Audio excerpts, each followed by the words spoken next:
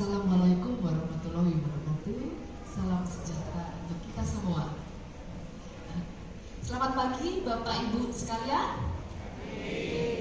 Yang terhormat untuk Ibu Kepala Sekolah TK Harapan Kasih, kemudian untuk Ibu Arlita ya, Kepala Sekolah SD Harapan Kasih, juga untuk Ibu Dewi. Terima kasih untuk SD dan TK Harapan Kasih yang sudah memberi kesempatan kepada saya untuk hadir pada pagi hari ini menyampaikan salah satu materi yang dititipkan kepada saya sehubungan dengan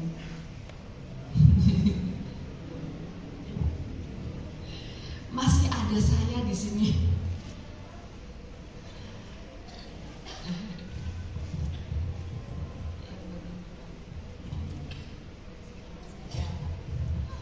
Judulnya Learning Disability. Barangkali di sini Bapak Ibu sudah pernah mendengar belum tentang Learning Disability?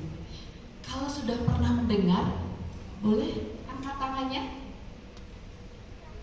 Atau gini, anak berkesulitan belajar, sudah pernah dengar belum? Angkat tangannya coba. Loh, gak ada yang benar. Benar, tidak pernah ada yang mendengar. Siapa yang belum pernah mendengar sama sekali angkat tangan? Loh. Coba Bapak izin. Ini sama seperti mahasiswa saya. Kalau di kelas, kalau saya tanya, kok nggak ada yang berarti barangkali mahasiswa perlu maju. Nah ini Bapak Ibu mau maju nggak ini? Ya, learning disability. Bener nih, nggak ada yang pernah dengar? Pernah? Coba sekali lagi saya tanya, yang pernah mendengar, angkat tangannya. Ya pernah ternyata. Saya hitung ya, 1, 2, 3, angkat tangannya. Kira-kira 20%. Ya 20% tentang learning disability diketahui oleh Bapak Ibu yang hadir di sini. Baik, semoga judulnya nanti akan membantu Bapak Ibu sekalian memahami satu dimensi mengenai perkembangan anak yang sebenarnya ini sudah sangat lama pembahasan ini. Pada waktu saya menyusun skripsi saya di S1 PLB pada tahun 2004, saya sudah memulai ini dan banyak sekali kasus tentang learning disability terjadi di wilayah kita, mungkin di sekitar kita, mungkin salah satu anak kita atau anak kita mengalaminya, tetapi kita tidak tahu. Ya. Sebelum saya memulai, saya mau berbagi tentang siapa saya. Tak kenal maka tak sayang. Sebenarnya saya juga salah satu. Kalau sekarang sudah jadi orang dewasa ya, jadi bukan anak. Dulu. Mungkin saya dulu kalau sudah ada profesionalnya, saya termasuk anak dengan learning disability. Ya, saya meskipun sekarang bisa mencapai gelar akademik yang barangkali tertinggi gitu ya, S3 itu tertinggi ya. Kalau profesor beda itu jabatan fungsional, tapi kalau gelar akademik yang tertinggi itu S3 doktor gitu. Tetapi saya punya riwayat yang tidak baik, mungkin dianggapnya seperti itu. Tetapi karena punya riwayat yang tidak baik dengan pendidikan saya, maka saya kemudian belajar dengan kisah hidup saya sendiri. Bapak Ibu mungkin tidak percaya bahwa saya pernah tidak naik kelas. Kemudian pada waktu saya kuliah pertama kali di Akademi Fisioterapi di Solo, saya lulusan nomor 1 dari bawah. Lulus. Kemudian yang tidak menyenangkan kemudian adalah karena saya lulusan paling bawah dan pada zaman itu Krismon, maka semua rumah sakit yang saya masukkan lamaran pekerjaan tidak ada yang mau menerima lulusan dengan ranking terbawah. Coba sambil dibayangkan rumah sakit besar yang ada di Bandung ya, dan beberapa klinik di sekitarnya, tidak ada yang mau menerima saya sama sekali. Kemudian akhirnya, tapi ya begitulah ketika Tuhan bekerja ya. Ketika dia melihat bahwa ada satu anaknya yang tercecer gitu ya, dan ini akan menjadi barangkali sudah desainnya nanti akan menjadi kepanjangan tangan saya untuk melakukan sesuatu. Maka kemudian saya ditempatkan pada sebuah klinik yang melayani anak-anak berkebutuhan khusus di salah satu yayasan gitu ya. Akhirnya saya ditaruh di situ, dan kemudian saya berkembang karena kemudian saya dipegang langsung oleh salah satu mentor saya itu dari Jerman gitu ya. Jadi banyak kemudian saya dipengaruhi oleh cara berpikir mentor saya ini yang dari Jerman. Kemudian saya jadi tahu bahwa ternyata saya punya barir itu hambatan.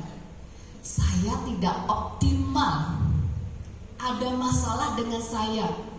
Jadi kemudian dari apa yang saya pelajari di yayasan itu tentang perkembangan anak, kemudian bagaimana mengelolanya, saya bangkit, kemudian saya menggrading hal-hal penting yang ternyata belum optimal. Itu kemudian saya kembangkan dengan beberapa empiris itu apa, praktek, kemudian literasi atau teori. Saya kembangkan diri saya.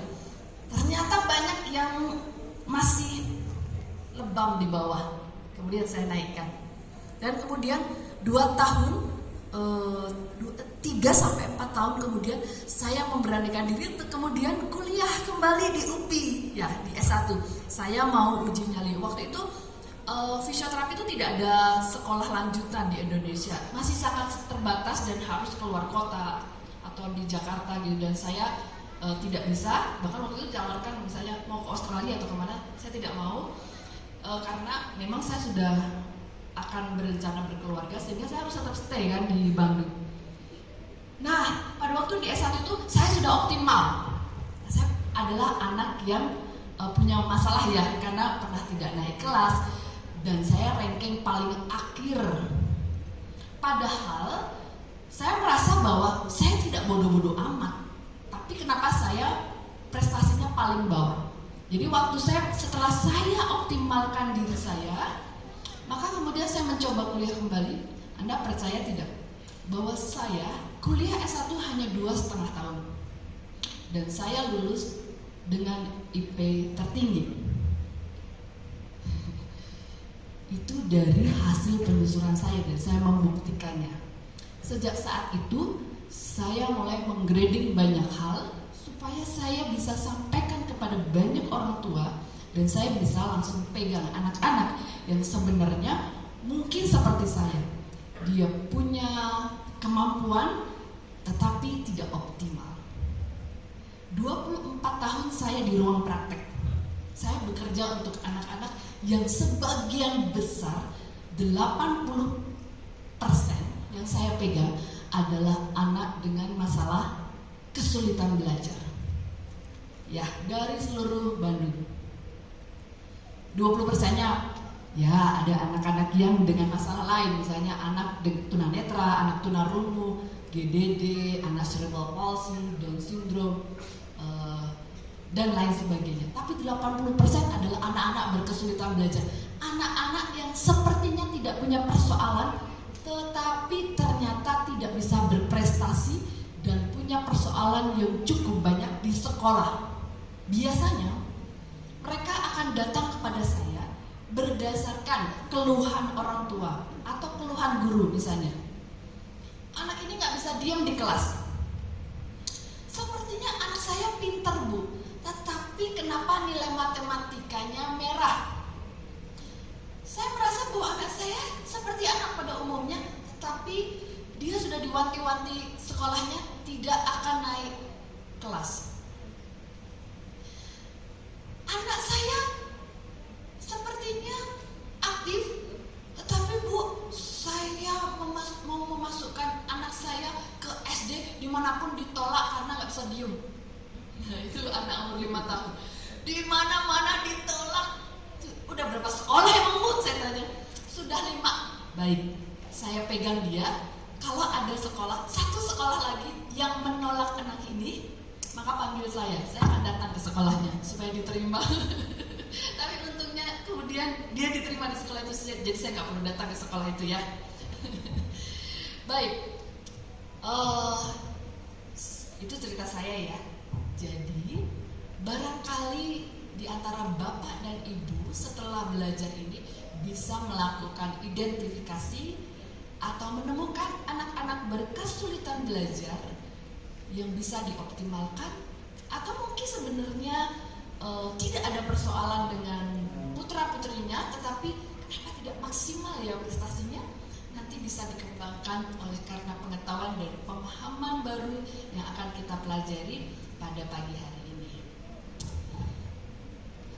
Baik, pada topik learning disability biasanya di dalamnya akan muncul 3 masalah belajar atau 3 kesulitan yang sering muncul bersamaan dengan topik learning disability atau kesulitan belajar. Yang pertama adalah disleksia, itu yang paling terkenal. Siapa di sini yang sering mendengar kata disleksia? Pasti angkat tangan semua. Coba angkat tangan. Tetap aja. Kayaknya disleksia itu paling seliwer ya di sekitar kita ya. Tetap aja nggak angkat tangan. Ini kayaknya nggak pernah senam ini ya. Sampai angkat tangan pun susah. Disleksia.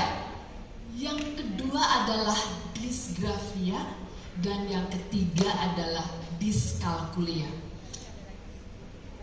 Coba sekarang, disleksia, tadi ada yang angkat tangan sudah pernah mendengar. Coba sekali lagi deh, saya mau lihat. Ini benar-benar ya, harus senang kayaknya ini Bapak. Disleksia, coba angkat tangan yang sudah pernah mendengar. Kalau disgrafia, diskalkulia, enggak juga, cuma disleksia. Ibu Debbie, luar biasa, berat ini. Padahal saya, catatan saya udah berat banget ini. Saya harus menurunkan rumusnya untuk agak lebih ringan. Jadi nanti kalau ada slide saya yang tidak saya jelaskan, mohon maaf ya. Jadi saya skip, itu akan berat karena informasi learning disability aja kebanyakan di sini. Seharusnya saya survei dulu seberapa yang tahu tentang learning disability. Baik, kalau begitu pertanyaannya akan saya ubah. Bapak Ibu sekalian, mohon supaya Bapak Ibu bilang menjawab pertanyaan saya. Siap untuk mendengarkan materi hari ini? Siap benar, berarti tadi jawabannya jujur ya kalau memang tidak pernah mendengar ya. Sekali lagi, siap? Siap Pak. Berarti memang benar ya ini ya, luar biasa. Kayaknya saya nanti perlu bikin seminar ini terbuka ya. bukan ke sekolah saja ya ternyata. Baik, saya akan memulai. Saya mohon atensinya karena barangkali nanti ada beberapa definisi atau istilah yang jarang didengarkan. Jadi kalau disimak nanti jadi paham runutannya ya, hierarkinya. Saya akan memulai dulu. Beberapa definisi itu sebenarnya berseliweran di Bandung. Ada beberapa tokoh yang menyampaikan tentang learning disability dengan segala definisinya. Bahkan kalau Bapak Ibu lebih teliti lagi, nanti akan banyak yang muncul tentang anak saya disleksia. Pokoknya setiap anak yang tidak bisa membaca, yang kadang datang pada dokter atau pada profesional akan dibilang anak Anda ketika tidak bisa membaca akan diketok palu sebagai disleksia. Ya. Nah, learning disability ini sebenarnya ada 3 yang harus kita pahami bersama. Yang pertama adalah learning difficulty. Ini berdasarkan apa ya? Berdasarkan beberapa materi yang saya baca, berdasarkan beberapa jurnal yang saya baca, berdasarkan fenomena di Bandung yang saya lihat, maka saya memilahkan menjadi 3 definisi ini. Jadi supaya nanti Bapak Ibu sekalian, Kalau ngobrolin tentang kesulitan belajar, Bapak Ibu bisa menjelaskan 3 hal ini. Ini dari siapa nih? Dari Ibu Ani. Yang pertama learning difficulty. Yang kedua learning disorder. Yang ketiga baru learning disability. Learning difficulty ini adalah kesulitan belajar yang misalnya gini, kesulitan belajar pada matematika, pada bahasa Indonesia, pada membaca, kemudian pada berhitung, tetapi sifatnya oleh karena faktor lingkungan. Kemudian bisa juga karena stres, bisa juga karena emosi, oleh karena situasi dan kondisi di sekitar anak ini yang tidak menguntungkan. Misalnya ya, kalau pada zaman dulu itu tidak semua orang bisa sekolah, betul? Betul nggak? Zaman dulu tuh zaman perang, semua orang belum tentu sekolah ya. Bisa baca nggak? Banyak nggak yang buta huruf? Oleh karena itu kemudian karena mereka buta huruf kan di tahun-tahun yang terakhir kemarin itu kan dibuka apa itu? Kejar paket ya supaya mereka bisa baca. Nah, apakah mereka disleksi ya? Mereka masuk dalam kategori learning difficulty. Suatu saat saya pernah datang seorang anak masuk dalam learning difficulty. Tadinya juga dapat, ini anak learning disabilitas nggak Bu Andi? Saya bilang ini bukan learning disabilitas, tetapi dia learning difficulty karena apa? Dia kesulitan dengan IPS, dia kesulitan dengan bahasa Indonesia, dia kesulitan dengan bahasa Sunda. Ternyata anak ini berasal dari mana? Jadi dia pindahan dari Jepang, Pak. Dari Jepang yang pasti ya bahasa Indonesianya gimana? Masalah bukan? Terus apakah berarti dia learning disabilities? Enggak, dia masuk dalam kategori learning difficulty karena kondisinya tidak memungkinkan dia untuk optimal memberikan respon atau jawaban terhadap tugas-tugas akademik. Itu namanya learning akademik. Terus kemudian ada seorang anak, dia ditinggalkan oleh orang tuanya dan dia berada di dalam komunitas pemabok kayak gitu. Dia nggak bisa baca tulis. Apakah dia learning disabilities? Tidak, dia nggak punya kesempatan dan lingkungan tidak mendukung dia untuk belajar. Nah, itu berbeda. Nah, itu satu learning difficulties. Kemudian juga ada anak yang tinggal bersama ibunya yang ODGJ, orang dengan gangguan jiwa, sehingga tidak bisa dibantu dalam situasi pendidikannya sehingga dia tidak bisa baca. Nah, itu learning difficulties. Satu. Kemudian yang kedua, learning disorder. Ada anak yang sudah usianya bahkan 20 tahun tidak bisa baca. Tapi kita harus lihat dulu alasannya kenapa dia tidak bisa baca. Ternyata dia Down syndrome. Down syndrome. Jadi dia tidak masuk ke dalam ranah learning disabilities. Kenapa? Dia punya gangguan atau anak kalau udah 20 tahun bukan anak ya. Anak itu sampai 18 tahun.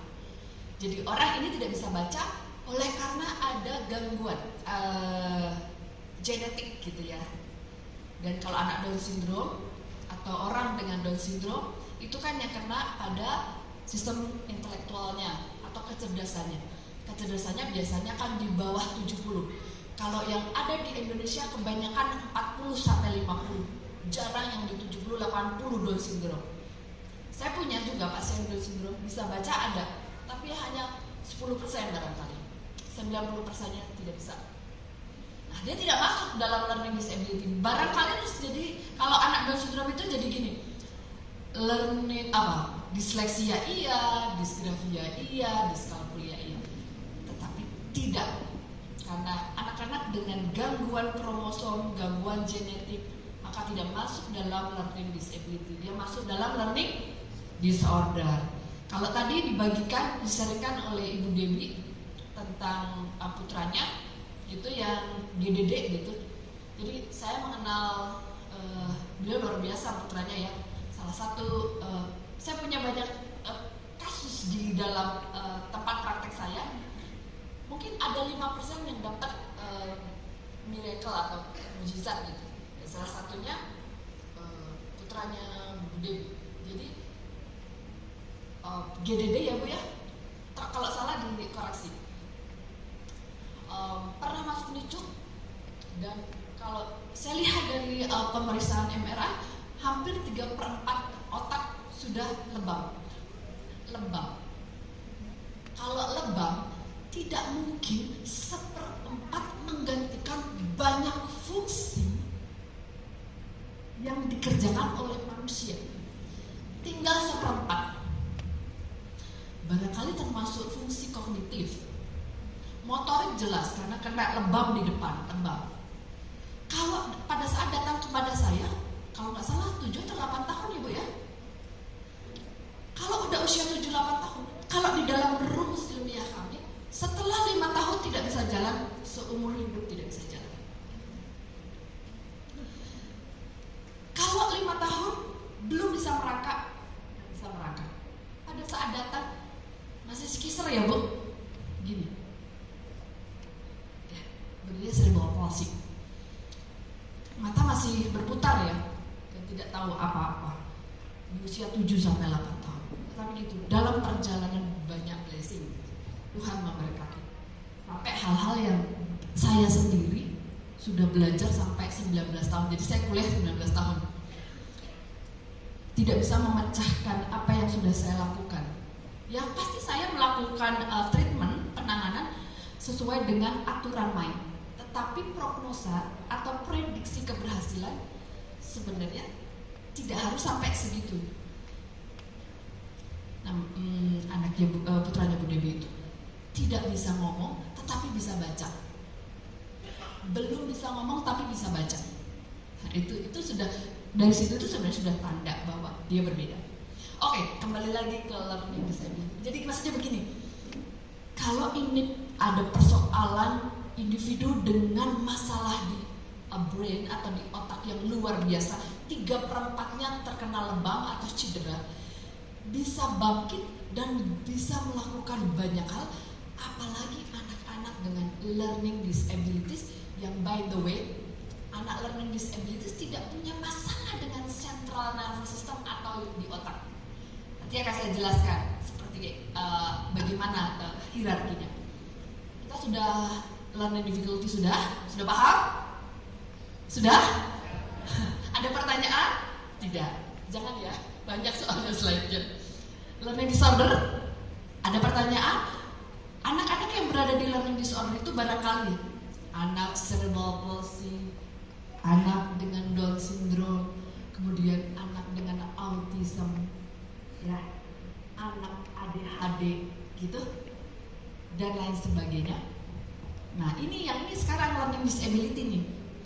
Learning disability itu adalah anak-anak yang mengalami gangguan dari mulai menyimak, menerima stimuli, kemudian melakukan pengolahan terhadap stimuli yang diterima. Nah, kalau anak sekolah kan stimulinya berupa pelajaran ya, stimulinya tidak bisa diolah dengan baik, tidak bisa dianalisa dengan baik, tidak bisa diproses dengan baik, dan kemudian dampaknya dia tidak bisa merespon ketika ditanya ulang. Banyak yang tidak bisa muncul. Ya, loh kan di rumah sudah belajar, kenapa di sekolah kamu nggak bisa jawab? Atau mungkin bu guru bilang gini, loh tadi kamu kan baca, baru 5 menit yang lalu kamu baca loh, ibu tanyain lagi kok nggak tahu. Itu udah jadi ciri. Ya, itu namanya learning disabilities. Dengan kriteria bahwa anak ini tidak punya masalah dengan kecerdasannya, ya, tidak ada masalah dengan kecerdasannya. Baik, lanjut. Nah, ini penjelasan oleh Halahan. Ini peneliti yang yang sangat concern terhadap learning disabilities mengatakan bahwa kesulitan belajar adalah gangguan dalam satu atau lebih dari satu proses psikologis dasar sehingga mempengaruhi nanti kemampuan anak di dalam membaca, berhitung, dan menulis. Yang tentu saja nanti dampaknya, jadi bisa kelihatan ya. Yang pertama, dia tidak terganggu intelektualnya, kecerdasannya. Kemudian dia punya masalah dengan akademik. Dan yang ketiga, nanti akan mengganggu image dirinya, jadi harga dirinya. Kemudian dia terganggu dengan pendidikannya, dia terganggu dengan kegiatan sehari-hari dan juga dengan sosialisasi teman-temannya. Itu beberapa hal yang bisa disimak dari anak berkesulitan belajar. Dan kesulitan belajar tidak mencakup pada anak-anak yang punya masalah intellectual disability. Jadi kalau IQ-nya rendah tidak masuk ke situ. Kemudian anak tunagrahita misalnya ya, atau anak autis dan lain sebagainya. Kemiskinan itu juga tidak masuk. Kemiskinan, kemudian ada peperangan kayak gitu, itu tidak masuk. Akan berada di definisi yang saya jelaskan tadi. Nah, ini prevalensinya. Prevalensi itu berarti jumlah. Kalau dalam masalah kesehatan barangkali epidemiologisnya. Jadi jumlahnya yang ada di sekitar kita. Bapak Ibu bisa lihat bahwa prevalensi di dunia itu ada di sekitar 5-15%. Cukup banyak sekali. Bahkan saya aja di ruang praktek hampir pasien saya itu 80% anak learning disability. Coba bayangkan, banyak sekali. Itu yang ditemukan karena orang tuanya barangkali jeli, atau gurunya jeli, atau anaknya sendiri yang meminta untuk dicari tahu kenapa saya begini. Nah, ada banyak orang tua yang mungkin perlu dijelikan supaya lebih bisa men-screening tentang kondisi ini. Kemudian kalau di India jumlahnya lebih sedikit. Nah, tetapi kenapa ini tidak bisa memastikan prevalensi ini adalah patokan? Barangkali lebih dari ini kita nggak tahu, atau mungkin juga kurang sih. Tapi menurut saya akan lebih, karena definisi dari learning disability itu di seluruh dunia tidak sama, berbeda. Jadi ada yang bilang gini, kalau dia sampai kriterianya begini, dia baru masuk. Kalau yang belum sampai begini nggak masuk. Jadi masing-masing negara berbeda. Kemudian di sebelah kiri dijelaskan juga prevalensi atau jumlah prosentasi anak-anak yang mengalami disleksia, disgrafia, dan diskalkulia. Hampir semuanya menduduki jumlah prosentasi yang cukup besar. Karena kan yang namanya anak berkebutuhan khusus kan nggak cuma learning disability. Ada anak tunarungu, tunanetra, dan lain sebagainya. Nah, ini adalah anak-anak yang kemudian disebutnya kan kalau sekarang kan bukan disabilitas ya, anak disabilitas, tapi penamaan yang sekarang itu kan anak berkebutuhan khusus, termasuk anak tunanetra itu kita nggak boleh anak dengan disabilitas kan sebenarnya, tetapi anak yang memiliki kebutuhan khusus, anak special need, children with special need. Ya, lanjut. Nah, ini ada penelitian di Indonesia. Di Bandar Lampung dilakukan penelitian, mungkin kecil-kecil gitu. 26,2% dikatakan mengalami kesulitan belajar. Itu kan hampir mau seperempat ya. Seperempat muridnya learning disability semua. Berarti seperempatnya banyak yang tidak optimal. Misalnya di situ jumlah muridnya ada 1000, berarti 250 tidak berkembang. Kurang optimal. Underachiever kalau di dunia pendidikan dibilang gitu. Underachiever itu gimana? Prestasi yang ditunjukkan tidak sesuai dengan potensi yang dimiliki. Atau mungkin misalnya saya ya, ternyata saya sebenarnya adalah orang dengan kecerdasan yang cukup baik, tetapi tidak optimal sehingga saya menduduki ranking terakhir. Ada yang tidak optimal, saya underachiever. Saya belum menemukan ada apa dengan saya, sampai kemudian saya menemukan bahwa saya punya problem di sini-sini dan kemudian diatasi, maka saya bisa menjadi orang yang jauh lebih optimal gitu. Nah, menurut learner 40%, jadi hampir setengahnya dari anak-anak special need itu adalah anak dengan learning disability. Jadi lebih banyak kemudian profesional itu mengurusi juga energinya untuk mengurusi anak-anak berkebutuhan khusus yang sifatnya fisiologis dasar ini, yang benar-benar kadang-kadang nggak disebut ya sebagai anak berkebutuhan khusus, bukan anak spesial nih, karena anak saya biasa aja, anak saya tidak punya masalah, anak saya seperti anak pada umumnya, hanya kurang berprestasi, hanya kurang potensinya dikembangkan seperti itu. Kita lanjutkan. Nah, ini adalah siswa disabilitas di Jawa Barat menurut jenis kelamin ya. Menurut jenis hambatan ada di nanti ada pria dan wanita juga. Nah, ini yang saya kasih tanda panah itu ada 1000 sekian anak berkebutuhan khusus, cukup banyak. 1000 sekian itu yang ditemukan. Kan masih ada orang tua yang denial, masih ada orang tua yang belum paham, masih ada orang tua yang belum menerima, tidak masuk ke dalam hitungan ini. Oke, selanjutnya karena begini, banyak orang tua berpikir begitu anaknya mendapatkan diagnosa maka langsung berpikir, aduh anak saya hambatan khusus, punya hambatan nih, anak saya disabilitas, anak saya berbeda dengan anak yang lain, langsung turun down. Anda boleh percaya, anak saya yang pertama masa kecilnya dari 0 tahun sudah terdetek bahwa anak ini punya problem. Sampai umur 6 tahun saya harus membawa anak ini ke profesional. 6 tahun terapi. 6 tahun terapi. Sampai kemudian jadi dianggap sebagai anak autis, dianggap anak buta warna. Tapi memang benar tampilannya begitu.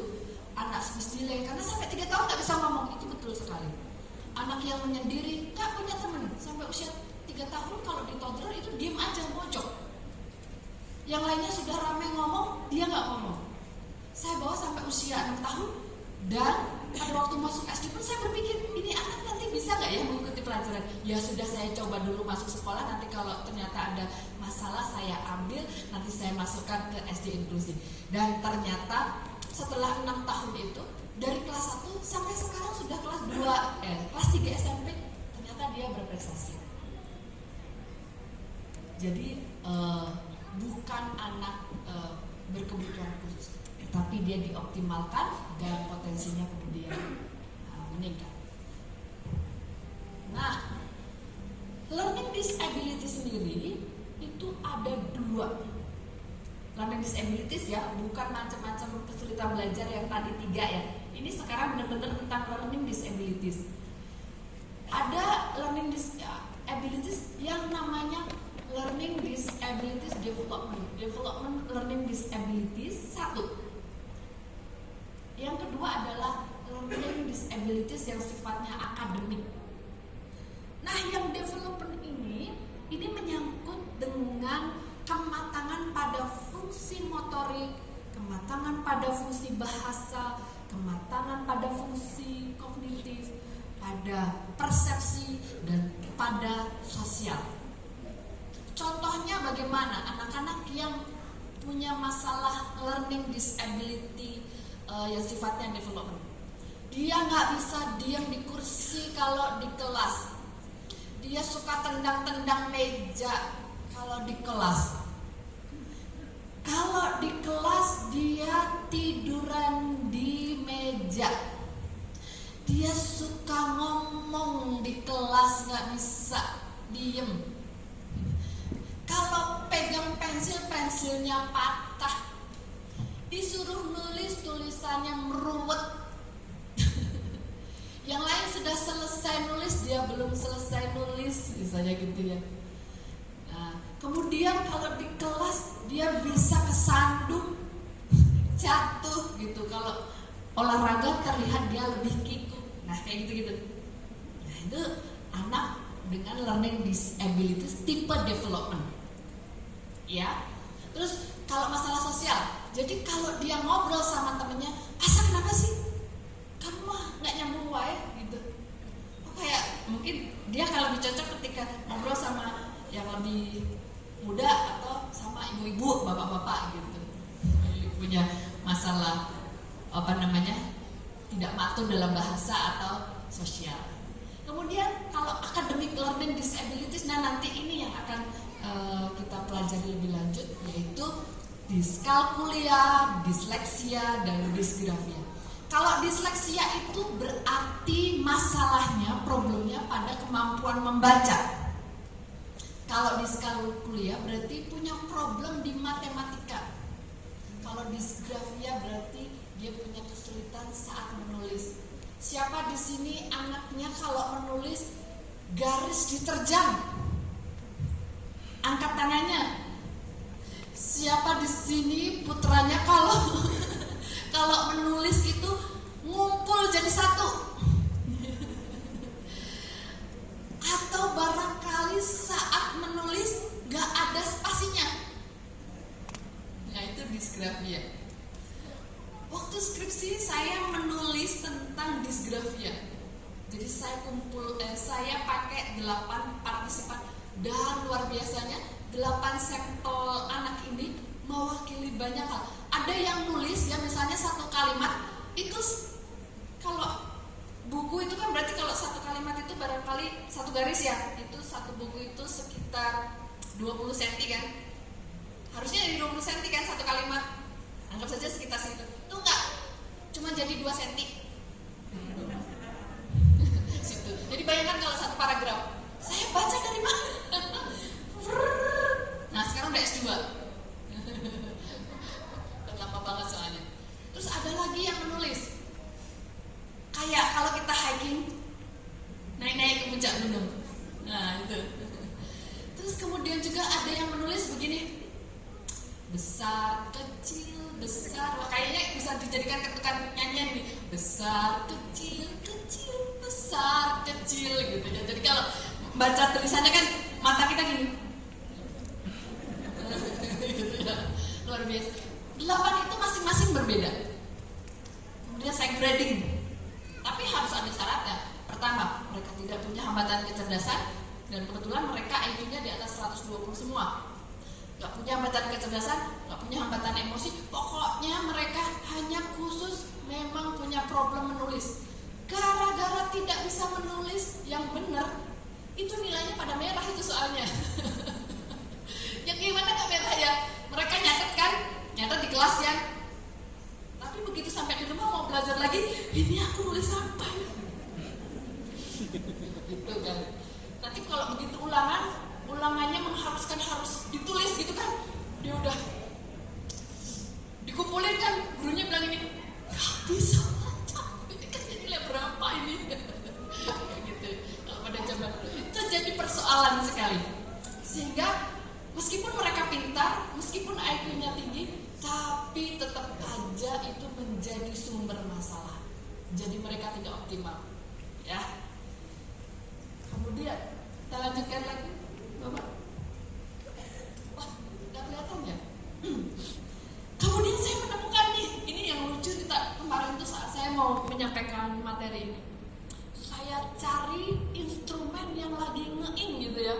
Gimana cara memastikan bahwa anak ini punya kesulitan belajar yang instrumennya itu spesifik.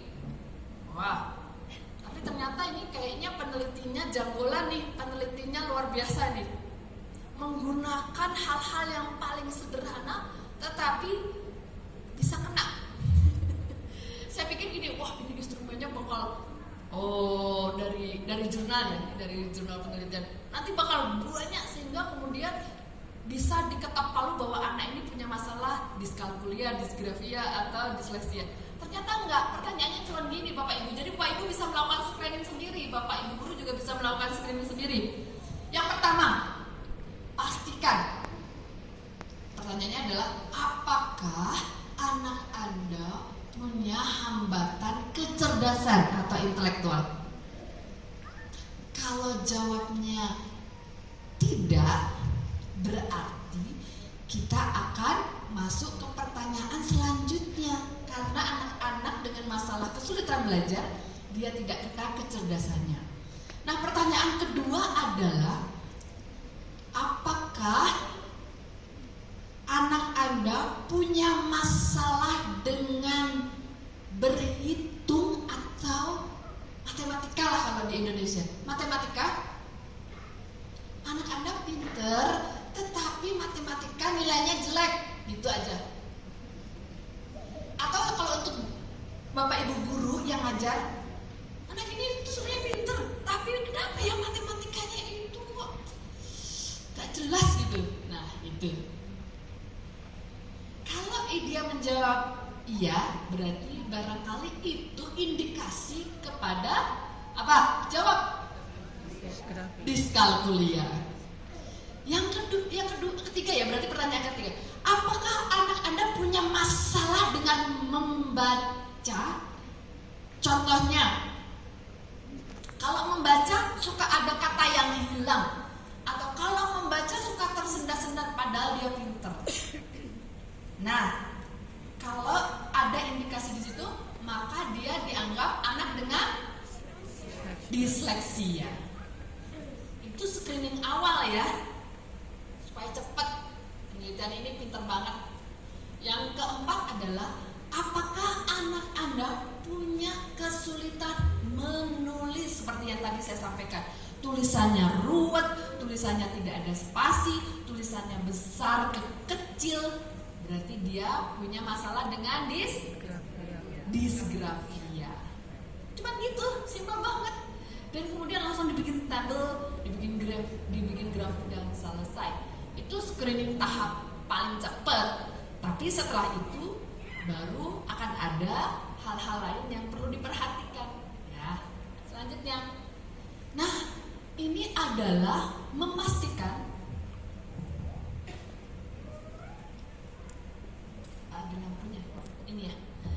ini untuk memastikan tentang apakah putra-putri Bapak Ibu mengalami learning disability. Yang pertama, harus dites pendengarannya. Misalnya gini, kok dia membacanya kurang baik ya? Apakah dia learning disability atau dia punya masalah dengan pendengaran? Jangan sampai gini, anaknya punya masalah membaca bukan karena dia learning disability, tapi memang karena deaf atau pendengarannya kurang jelas. Jangan sampai keliru, karena setiap diagnosa itu penanganannya berbeda. Jadi harus dipastikan bahwa pendengarannya tidak punya barrier, tidak punya hambatan. Kemudian juga sama dengan penglihatan. Jangan sampai anak learning disability ini dianggap learning disability, padahal sebenarnya dia punya masalah dengan visualnya. Barangkali dia low vision atau dia punya hambatan penglihatan yang lain gitu. Tidak boleh tercampur-campur. Kemudian ini, apakah ada comorbid? Comorbid itu misalnya gini, dia punya hambatan di matematika, di berhitung, di bahasa Indonesia mungkin ya, tapi salah satu. Tapi biasanya kalau learning disability ada juga yang gini, dia punya masalah matematika dan membaca, atau dia punya masalah membaca dan menulis. Pada anak-anak ADHD itu kadang-kadang semuanya ada, padahal dia cerdas. ADHD cerdas, pintar, tetapi dia punya masalah akademik. Ini ada yang disingkirkan, jadi tidak masuk dalam kriteria. Kalau dia ADHD, maka dia tidak masuk dalam kotak learning disabilities. Terus kemudian selanjutnya ini apa ya? Kelihatan terjadi pada saya. Coba kalau saya ditemukan problemnya lebih awal, barangkali saya naik kelas terus, betul? Coba ditemukan masalah saya dari TK atau SD, barangkali sekarang saya tidak sekedar menjadi dosen, saya sudah duduk bersama Ibu Sri Mulyani. Ya Pak ya. Nah, kemudian itu menjadi cita-cita anak saya. Saya tidak pernah mempengaruhi anak saya. Jadi anak saya kebetulan yang nomor 1 yang tadi saya bilang itu, yang punya masalah riwayat, karena dia memang adalah anak beresiko. Jadi anak learning disabilities itu biasanya juga ada faktor-faktor resiko. Anak saya lahir beresiko, dia kuning 14, kemudian dia tidak ASI. Nah itu termasuk faktor resiko. Kenapa tidak ASI mengakibatkan learning disabilities? Anda tahu kenapa anak saya tidak bisa bicara? Karena dia tidak minum ASI. ASI kita, mohon maaf, tidak disebutkan ya, ASI aja. didesain oleh, karena saya orang klinis, jadi ASI dari ibu itu didesain empengnya itu adalah bergerigi, ya, ada teksturnya. Kemudian dia tidak akan keluar kalau tidak ada hisapan, ya. Kalau dot itu halus, begitu ketekan dia keluar, itu bedanya. Kadang-kadang karena kita, aduh kok ini empengnya lama banget sih keluarnya, kadang kita bolongin lebih lebar. Tidak ada usaha dari anak ini, makin dia speech delay. Karena dia tidak belajar menghisap. Paru-parunya tidak berkembang, sehingga suara menjadi pelan, si mulut tidak bekerja, lidahnya tidak mengeksplorasi, kemudian dan lain sebagainya lah. Pokoknya meskipun saya profesional di situ, kemudian saya ketika mendapatkan anak dengan masalah speech delay cukup ini juga, waktu itu cukup khawatir. Tetapi saya percaya bahwa kita tuh kalau ada masalah itu jangan langsung leles lah, mesti dilakukan dulu, usaha dulu, dioptimalkan dulu. Yang namanya desain dari Allah itu sebaik-baiknya desain. Kalau kita merasa bahwa kita adalah orang yang dikasihi Allah, maka Tuhan berikan hal yang terbaik bagi kita. Yang penting bagaimana kita berpartisipasi menjadi rekan sejawat Allah gitu ya. Kemudian udah ya, kenapa penting? Jadi kalau dikenali sejak dini, barangkali nanti kita akan menjadi, anak-anak kita akan menjadi berkembang lebih luar biasa. Kalau orang melihat, mereka bakal tidak ada yang tahu bahwa saya punya latar belakang yang luar biasa seperti itu. Dan kalau melihat anak saya tuh speech delay dan lain sebagainya, itu didiagnosa bukan oleh saya ya. Yang mendiagnosa itu dokter yang paling expert di tumbuh kembang di Bandung. Kemudian psikolog yang cukup expert juga, terapi bicara yang paling expert di Bandung. Semuanya paling expert. Dan ternyata dia bisa keluar dari persoalannya, dan sekarang di kelas 3 SMP, dari kelas 1 sampai kelas 3 SMP ini selalu berprestasi, sehingga selalu ada beasiswa untuk dia. Terus dia ketua OSIS ya, speech delay tapi dia bisa ketua OSIS, luar biasa. Kalau pidato harus dalam bahasa Inggris, bahasa Mandarin, saya nggak tahu bahasa Mandarin, anak saya bisa, saya nggak pernah ngajarin. Anak saya ada 4 ya, nggak cuma 1, anak saya 4. Saya wanita karir, tidak punya mbak. Anak saya kalau belajar nggak pernah saya temenin, karena saya selalu bilang bahwa setiap orang punya tanggung jawab untuk mengerjakan pekerjaannya. Mama punya tanggung jawab, papa punya tanggung jawab, kalian punya tanggung jawab, dan itu sesuai dengan porsinya. Jadi kerjakan porsi, lakukan. Tapi tidak semudah itu barangkali. Aduh, ibu enak banget ya ngomongnya, anak saya nggak bisa. Ya itulah, pemahaman ini akan menolong anak-anak menjadi mandiri, sehingga dia sudah punya bekal bahwa dia bisa mengelola setiap tanggung jawab yang dimiliki oleh seorang anak. Gitu. Jadi pokoknya pada intinya kalau sama anak saya, mama nggak pernah akan bisa menemani belajar kecuali kalau yang benar-benar sulit. Jangan tanya pelajaran bahasa Sunda kepada mama, karena waktu kecil mama belajarnya bahasa Jawa. Mungkin lebih pintar kalian. Jangan tanya bahasa Mandarin, nggak bisa.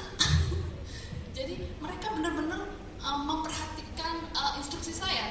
Jadi sejak awal ketika mereka di kelas 1, semester 1, mereka kan sangat memperhatikan lausanya. Ngajarin yang paling dasar, sehingga mereka nggak pernah bertanya pada saya.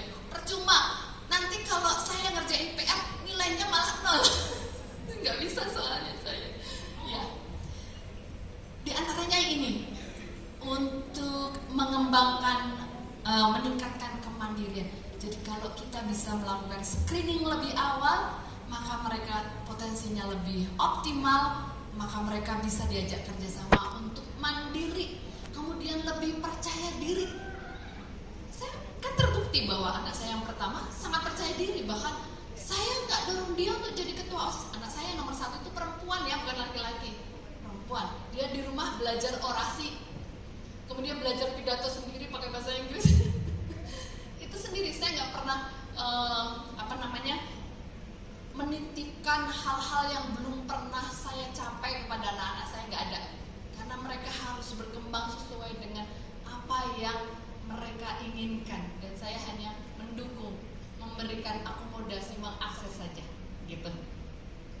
Nah, kalau kita lebih awal menemukan apa yang harus kita lakukan pada anak-anak kita, terutama anak yang ternyata learning disabilities, maka mereka akan meningkat kinerja akademisnya, kemudian juga percaya diri, frustasinya juga berkurang. Pernah nggak ketemu sama anak susah, ulangan besok nggak mau padahal sebenarnya di sekolah sudah dipelajari, di rumah juga dipelajari, tapi begitu mau ulangan nggak mau.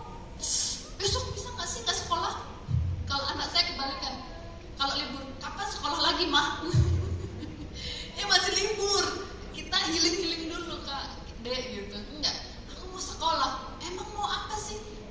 Aku pengen dengar lagi hal-hal baru, pengetahuan baru. Itu luar biasa ya. Ternyata dampaknya sejauh itu. Kemudian ada pengakuan potensi dan mengurangi stigma. Anak-anak yang pada umumnya tidak punya masalah, bukan anak berkebutuhan khusus permanen, tetapi ada stigma anak ini letoy misalnya, anak ini checking, anak ini emosian, anak ini gampang frustasi, anak ini. Padahal sebenarnya anak pada umumnya, atau barangkali justru anak yang mendapat stigma, anak hiperaktif, anak bisa cicing apa gitu, ada juga yang begitu. Ternyata adalah anak-anak luar biasa. Saya pegang anak yang gak bisa diam. Kalau di ruangan praktek saya, itu lampu dipecahin, dia ambil botol, lempar pecah, gitu ya. Pintu dibanting. Sekarang sudah S2 di ITB. Jadi dia kalau ngobrol dengan saya, Ibu maafkan masa kecil saya, sudah ngobrol pabrik ruang praktek Ibu. Gak apa-apa. Asalkan kamu sekarang menemukan jalannya ya, potensinya, seperti itu. Selanjutnya, sudah. Oke, thank you. Nah, ini cara yang dilakukan bagi bapak ibu yang putra-putrinya masih TK atau yang sudah SD, tetapi aduh kayaknya anak saya punya ciri-ciri yang tadi disampaikan oleh Ibu Ani. Tidak ada kata terlambat. Tidak ada kata untuk tidak bisa memulai hari ini. Namun ini pemahaman tentang piramid learning ini bisa dilakukan sebenarnya dari usia 0 bulan. Bapak Ibu yang pernah melihat gambar ini, coba angkat tangannya. Pernah melihat piramida learning ini ya? Learning piramid ini? Enggak juga, belum pernah. Ada yang sudah pernah? Angkat tangannya. Yang tidak pernah angkat tangannya. Wih, aduh benar-benar. Wah, ini benar-benar ya. Opini gimana ya? Edukasi masyarakatnya kurang ini. Baik, ini ada gambar piramid learning. Perhatikan baik-baik ya. Gambarnya cukup eye-catching soalnya, enak. Syaratnya, kan tadi kalau learning disabilities itu adalah anak-anak yang mengalami gangguan pada proses psikologis dasar tanpa patologi pada brain. Tidak ada cedera pada otak, tidak ada gangguan kromosom, tidak ada mutasi dan lain sebagainya. Ya, syaratnya otaknya dalam keadaan baik-baik saja. Bahkan dia IQ-nya rata-rata atau di atas rata-rata, baru memenuhi ke piramid ini. Tetapi bukan berarti piramid ini tidak bisa digunakan pada anak disabilitas. Tetapi pada waktu ditemukan oleh penemunya, dia menggunakan partisipan atau sampel penelitian anak-anak yang pada umumnya. Gini ya. Nah, ini yang pertama yang dilihat adalah central nervous system. Apa itu central nervous system? Nama lainnya apa? Namanya? Otak. Ya, ini otak. Central nervous system itu bahasa ininya klinisnya, otak. Yang pertama, ketika anak-anak punya masalah, ketika anak kita lahir dan dia baik-baik saja, maka yang harus dikembangkan, dilihat, diamati itu adalah yang pertama sensorinya, sensory sistemnya.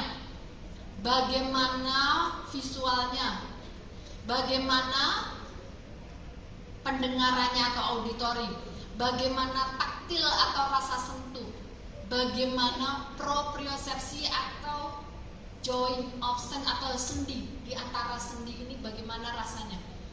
Contohnya ya, kalau proprioception itu gini,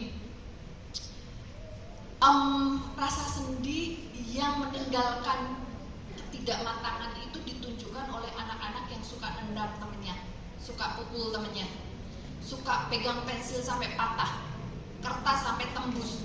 Itu berarti punya problem proprioception. Suka naik-naik lemari, suka ngelompatin selokan tanpa takut, suka tendang bola sampai melewati jendela. Apakah di sini ada yang punya kisah seperti itu? Perhatikan sepatunya. Pasti sepatunya ada yang bocel. Kalau nggak di depan, di belakang, di samping, karena buat nendang. Ya. Kemudian itu sensorinya harus diperhatikan. Bila tidak matang maka akan berakibat pada pondasi selanjutnya. Bila semua sudah matang, ini ada urutannya ya, ini ada hierarkinya dari sensory system, kemudian ada sensory motor, kemudian ada perceptual motor, dan yang terakhir itu adalah kognisi. Kognisi itu beda dengan intelektual, beda ya. Intelektual itu kecerdasan, tapi kognisi itu dibentuk dari pengalaman belajar. Jadi begini, kita akan menemukan ada anak yang IQ-nya 140 tapi nggak bisa apa-apa karena dia kognisinya nggak dipakai, dia sibuk. Kalau diajari, ada stimuli dari lingkungan, diabaikan. Nah itu kognisinya barangkali lebih rendah. Malah justru ada anak umur IQ-nya 110 tapi kognisinya optimal sehingga hampir semua dia bisa kuasai. Jadi pengalaman belajar benar-benar diperhatikan sama dia. Jadi kalau punya putra-putri yang lebih kecil, jangan lupa untuk menggunakan waktu saat bersama mereka. Misalnya dipeluk, dicarikan baju yang warnanya nggak senada, nggak selalu sama warnanya untuk visualnya, ya. Warnanya bisa berbagai macam. Kemudian kita kasih tahu ini warna ini. Kalau lagi jalan nggak ada salahnya bilang itu ada warna krem, itu merah. Yang itu apa, Dek? Terus kalau beli baju tidak selalu harus baju yang halus, boleh cari baju yang tebal, baju yang tipis, baju yang kasar, baju yang lunak dan lain sebagainya. Itu untuk tekstur, untuk taktil. Di situ nanti akan menjadi modal dalam pembelajaran yang selanjutnya. Zaman sekarang memang agak aneh sih. Kamar-kamarnya orang yang punya banyak ekonominya baik ya, ruangan bayi itu pasti didesain warnanya soft semua bantal guling halus semua. Nah, belajar kasarnya bagaimana? Belajar warna-warna primernya kapan? Ditunda. Nah, itu ada kekeliruan. Udah gitu orang tuanya karing, nggak pernah dipeluk, nggak pernah disentuh, makin berkurang lagi. Padahal dari situlah belajar. Terus jangan ragu juga menggunakan suara kita dengan nada-nada yang berbeda.